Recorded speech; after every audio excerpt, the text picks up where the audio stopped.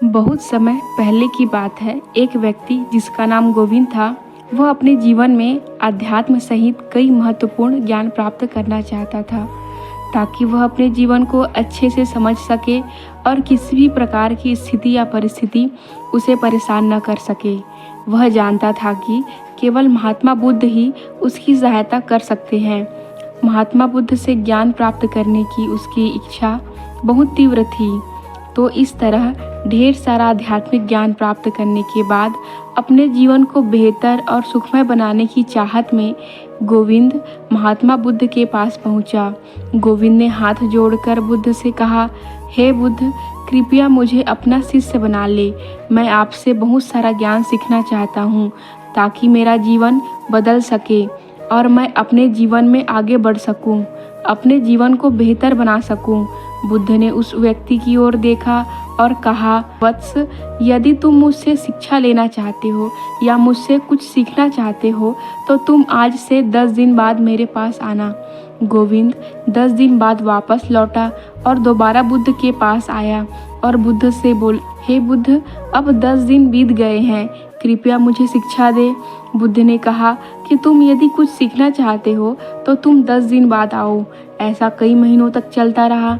जब भी गोविंद उनके पास आता तो गौतम बुद्ध उसे यह कहकर वापस भेज देते कि 10 दिन बाद आना।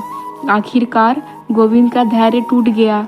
इस बार हार मानकर गोविंद ने गौतम बुद्ध से पूछा, हे बुद्ध, हर बार जब मैं 10 दिन बाद वापस आता हूँ तो आप मुझे वापस भेज देते हैं।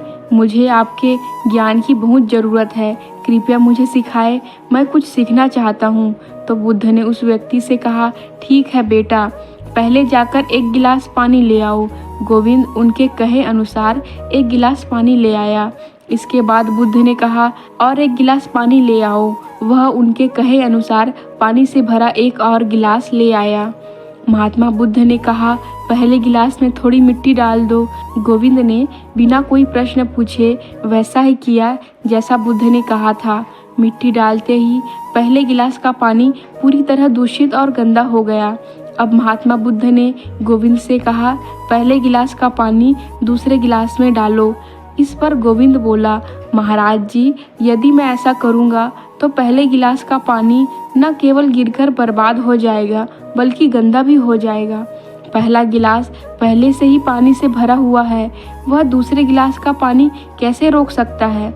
इस पर महात्मा बुद्ध मुस्कुराए और बोले, मैं तुम्हें यही समझाना चाहता हूँ कि तुम अभी ज्ञान प्राप्त करने में सक्षम नहीं हो, क्योंकि तुम्हारा दिमाग गंदे पानी से भरे उस गिलास की तरह पहले से ही सभी प्रकार के बेकार और बुरे ज्ञान से भरा हुआ है।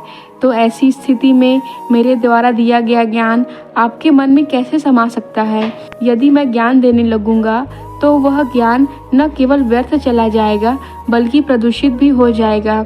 इसलिए सच्चा ज्ञान प्राप्त करने और आध्यात्मिक ज्ञान को समझने के लिए आपको अपने दिमाग में भरे हुए गलत और नकारात्मक विचारों को खाली करना होगा। आध्यात्मिक ज्ञान प्राप्त करने के लिए मन का पूर्णतः खाली होना आवश्यक है। यदि आप अपने आप से कहते रहेंगे कि आप सब कुछ जानते हैं तो आप कभी कुछ नहीं सीख सकते। इसलिए आप पहले गिलास में पानी खाली कर दे, तभी दूसरे गिलास में पानी समा पाएगा। इस तरह अपने दिमाग को भी खाली कर दे और पुराने विचारों को दिमाग से बाहर निकाल दे। अब गोविंद को बुद्ध की बात समझ आ गई और उसने पहले वाले गिलास से पानी खाली करके नई चीज़ें सीखने का फैसला किया।